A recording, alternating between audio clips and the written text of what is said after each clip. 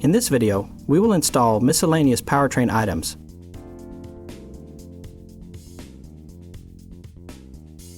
Start by pulling the brake booster line into the chassis. Make sure it goes over the brake line and under the fuel tank. Place it in the tunnel. Then do the same for the large positive battery cable.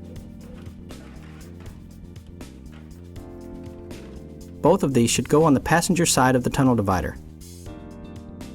Next, feed the booster line through the front bulkhead.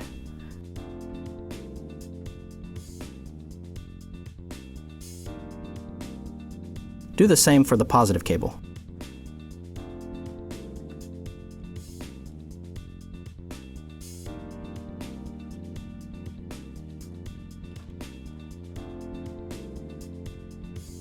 Cut the zip tie holding the clutch line in place.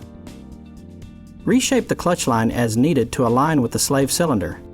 Lubricate the O-ring with clean brake fluid and push the line into the slave cylinder until it clicks into place. Route the ground cable and main harness over the transmission as shown.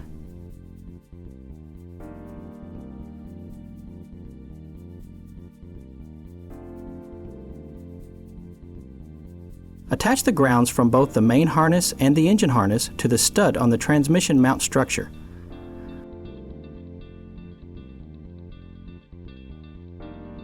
Use the washers and nut that were on this stud when your chassis was delivered.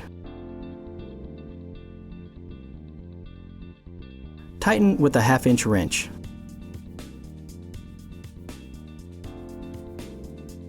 Connect the powertrain harness to the main harness.